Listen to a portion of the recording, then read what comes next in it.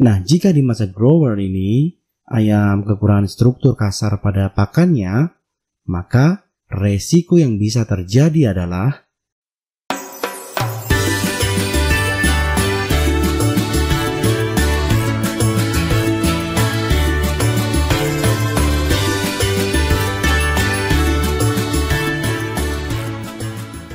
Assalamualaikum warahmatullahi wabarakatuh. Menjadi peternak skala rumahan, mengapa tidak? Ketika anak ayam telah berusia di atas 1 bulan, maka mengenai cara perawatannya tentu akan sedikit berbeda dengan sebelumnya, di mana ini adalah masa pembesaran yang tujuan utamanya adalah agar bobot badan ayam dapat mencapai target sesuai dengan yang Anda inginkan. Sehingga ketika panen nanti, Anda bisa memperoleh keuntungan yang besar. Oh ya, sedikit info, bahwasanya video yang sedang Anda tonton saat ini merupakan kelanjutan dari video kami sebelumnya yang berjudul Usai Masa Brooding, Begini Cara Merawat, Memelihara Anak Ayam Sampai Usia 30 Hari. Jadi, semisal Anda belum menonton video ini, kami sarankan Anda tonton dulu ya. Baru setelah itu, Anda bisa lanjutkan ke video yang sekarang Anda tonton. Sekedar mengingatkan, dalam video ini, kami telah menyampaikan pembahasan mengenai metode pemberian pakan dan minum untuk anak ayam. Dan selain itu, kami juga membahas tentang metode pengaturan lampu penghangat dan tirai kandang. Pada dasarnya, metode-metode yang kami terapkan dalam memelihara anak ayam usia 1 bulan ke atas relatif sama dengan anak ayam yang berumur di bawah 1 bulan. Hanya saja untuk metode pemberian pakannya memang ada sedikit perbedaan dan sebentar lagi kami akan sampaikan ulasannya. Baik, berikut ini adalah cara kami dalam memelihara anak ayam dari usia 1 bulan sampai panen. Kami berharap materi yang kami sampaikan pada video ini bisa menginspirasi sekaligus berdampak positif bagi kelangsungan usaha ternak ayam Anda.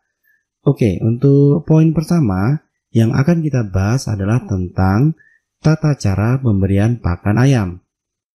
Jika sebelumnya anak ayam selalu diberi makan fur pabrikan murni, maka setelah usia mereka genap 1 bulan, jenis pakan yang diberikan bisa lebih bervariasi.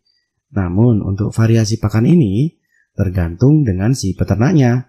Mau pakai pakan yang variatif atau menggunakan fur murni sampai panen, itu adalah pilihan ya. Sementara untuk kami sendiri di Ariedo Farm, kami lebih memilih pakan yang bervariasi, di mana bahan-bahan berharga murah atau bahkan gratis seperti dedak, ampas tahu, azola, dan lain sebagainya kami olah menjadi pakan alternatif. Dan biasanya bahan-bahan tersebut akan kami fermentasi dulu. Fermentasi ini penting ya, sebab dengan fermentasi akan memperkaya nutrisi dari suatu bahan pakan, yakni dengan adanya tambahan sejumlah protein, asam amino, dan vitamin. Selain itu, fermentasi juga berfungsi untuk mengeliminasi atau menghilangkan senyawa antinutrisi yang terdapat pada bahan pakan tersebut. Namun pada prakteknya kami tidak menggunakan pakan full fermentasi ya, melainkan semi fermentasi, di mana pada saat akan memberi makan ayam, pakan fermentasi yang telah kami buat akan kami ambil secukupnya, kemudian kami campurkan dengan fur pabrikan yang kadar proteinnya di atas 20%. Oh ya, untuk perbandingan antara pakan fermentasi dan fur pabrikan ini sebetulnya fleksibel ya. Tergantung ayam-ayamnya doyan apa enggak. Biasanya sih untuk di awal, takaran pakan fermentasinya kami beri sedikit dulu. Kemudian setelah ayam-ayamnya doyan, akan kami tingkatkan secara bertahap hingga penggunaannya mencapai 50/50. Jadi 50% untuk pakan fermentasi dan 50% untuk fur pabrikannya. Tapi itu pun masih bisa ditingkatkan lagi ya, tergantung situasi dan kondisi yang ada. Biasanya sih untuk kami di Arido Farm, maksimal yang kami gunakan adalah 70% untuk pakan fermentasi dan 30% untuk fur pabrikannya. Dan perlu Anda ketahui, untuk pemberian pakan ini usahakan dalam bentuk lembab ya, jadi tidak kering ataupun terlalu basah. Kemudian perlu kami informasikan juga, pada menu ransum yang Anda buat, usahakan ada bahan pakan yang berstruktur kasar, seperti biji-bijian ya. Contoh mudahnya adalah jagung giling. Hal ini penting sebab pada masa grower, ayam memang membutuhkan pakan yang berstruktur kasar, di mana fungsinya adalah untuk menstimulir organ pencernaan agar dapat bekerja dengan optimal, terutama organ tembolok dan gisat ayam. Nah, jika di masa grower ini ayam kekurangan struktur kasar pada pakannya, maka resiko yang bisa terjadi adalah ayam akan cenderung mematuhi bulunya atau bulu-bulu ayam lainnya. Bahaya banget kan? Iya. Baik, selanjutnya mengenai cara memelihara ayam usia 1 bulan hingga panen, poin yang kedua adalah sesuaikan kapasitas kandang dengan populasi ayam. Menyesuaikan populasi ayam dengan kapasitas kandang adalah suatu hal yang sangat penting dilakukan oleh peternak. Pasalnya, dari hari ke hari, ayam akan tumbuh semakin besar. Itu artinya, mereka akan butuh kandang yang lebih luas juga. Jika dalam sebuah kandang populasi ayam terlalu padat, temperatur suhu di area kandang tersebut tentunya akan semakin meningkat. Dan hal ini, jika tidak segera ditangani secara tepat, maka bisa mendatangkan banyak masalah. Contoh kecilnya, ayam akan lebih mudah terkena dehidrasi dan juga stres. Jadi terkait kapasitas kandang ini, untuk kami di Arido Farm, karena kandang-kandang yang kami miliki tidak begitu luas, maka jika di satu kandang sudah kelihatan padat, sebagian ayam-ayamnya akan kami pindahkan ke kandang lainnya. Apakah cara ini aman? Apa nggak bikin ayam jadi stres kalau sering pindah kandang? Oke, akan kami coba jawab ya.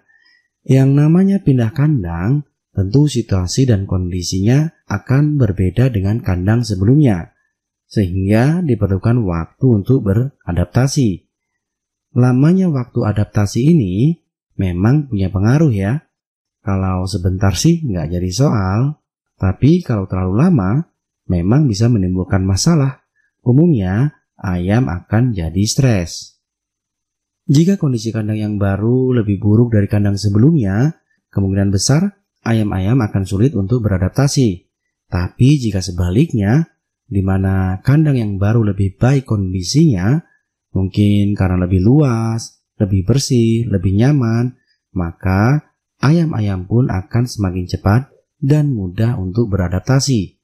Dan berdasarkan dari apa yang kami alami, untuk jenis ayam kampung persilangan yang kami pelihara, pindah kandang bukanlah suatu masalah. Jadi tetap aman-aman saja ya. Karena tujuan kami melakukannya adalah demi membuat nyaman ayam-ayam itu sendiri. Memang sih yang agak riskan itu pada saat kita akan memindahkan anak ayam dari kandang DOC ke kandang pembesaran. Karena situasi dan kondisi kandangnya memang ada perbedaan yang cukup mencolok. Tapi Anda nggak usah khawatir, sebab kami sudah sempat mengulasnya dalam sebuah video yang berjudul Tips Memindahkan Anak Ayam dari Kandang DOC ke Kandang Pembesaran. Silakan nanti Anda tonton videonya, semoga bermanfaat. Oke, kita kembali lagi ke kapasitas kandang, di mana populasi ayam yang Anda pelihara mesti disesuaikan dengan luas dari kandang yang Anda miliki. Mungkin sebagian dari Anda ada yang bertanya, sebetulnya berapa sih ukuran kandang yang ideal buat ayam? Mengenai ukuran kandang dan berapa jumlah populasi ayam yang ideal dalam kandang tersebut, Anda bisa tonton video kami yang berjudul 5 faktor penyebab ayam mati dan cara meminimalisirnya. Pada poin kelima di video ini, kami sudah membahasnya ya. Jadi silahkan nanti Anda tonton, semoga menginspirasi. Oke, lanjut. Sekarang kita beralih ke poin yang ketiga, yakni waspadalah dengan kasus kanibalisme. Ketika anak ayam sudah berusia lebih dari 1 bulan, atau pada saat bulu-bulu muda yang mulai tumbuh, biasanya kasus kanibalisme akan muncul ya, di mana ayam-ayam akan saling berkelahi, mereka saling mematuk, dan ketika sudah ada yang terluka dan berdarah, maka akan memancing ayam-ayam lain untuk mematukinya. Kanibalisme ini jika tidak segera ditangani, bisa berakibat fatal. Awalnya mungkin cuma 1-2 ekor saja ayam yang mati, tapi seiring berjalannya waktu akan terus berlanjut hingga memakan banyak korban. Untuk penyebab dari kanibalisme ini cukup beragam ya, seperti karena stres, kekurangan nutrisi, kandang terlalu sempit dan panas, terkena parasit, usia ayam dalam satu koloni tidak seragam, dan lain sebagainya. Nah, jika kasus kanibalisme terjadi di kandang Anda, apa yang mesti Anda lakukan? Baik, untuk menangani kasus kanibalisme pada ayam, biasanya korban dan pelaku kanibalisme akan kami karantina dulu di kandang yang berbeda. Kemudian di dalam kandang, baik kandang koloni ataupun kandang karantina, kami gantungkan daun pepaya secukupnya. Atau jika tidak ada, bisa menggunakan dedaunan lainnya, seperti daun pisang, daun kelor, kangkung, dan lain sebagainya. Fungsi daripada daun-daunan tersebut adalah untuk mengalihkan perhatian ayam supaya yang dipatuk bukan temannya, melainkan dedaunan yang digantung di dalam kandang. Akan tetapi, jika dengan cara tersebut kasus kanibalisme belum juga bisa teratasi, maka langkah terakhir yang perlu Anda lakukan adalah mengumbar ayam-ayam tersebut, seperti yang kami lakukan pada ayam-ayam ini, di mana sebelumnya mereka sempat terlibat kasus kanibalisme. Begitu kami umbar di kandang umbaran, alhamdulillah tidak ada lagi kasus kanibalisme. Baik, berikutnya untuk poin yang keempat adalah tangani segera ayam yang sakit.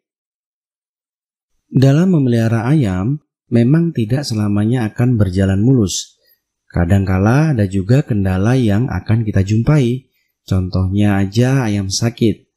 Jika Anda menjumpai ada ayam yang sakit di kandang Anda, itu adalah sebuah kewajaran ya. Yang nggak wajar itu, kalau sudah tahu ada ayam yang sakit, tapi masih didiemin aja. Bisa bahaya tuh. Ayam yang sakit jika tidak segera ditangani, maka dikhawatirkan akan dapat menularkan penyakitnya kepada ayam-ayam lainnya. Terlebih jika sakitnya itu karena virus, di mana penyebarannya sangat cepat dan luas, sehingga akan sangat sulit ditangani ketika sudah terjadi wabah. Nah, sebagai langkah antisipasi supaya penyakit ayam tidak menyebar luas, maka tepat sekali jika ada ayam yang sakit, secepatnya Anda beri perawatan secara terpisah dari koloninya. Untuk lebih jelasnya mengenai bagaimana menangani ayam yang sakit, silakan Anda tonton video kami yang berjudul Ayam Anda Sakit, Begini Cara Tepat Menangani, Merawat, Mengobati Ayam Sakit.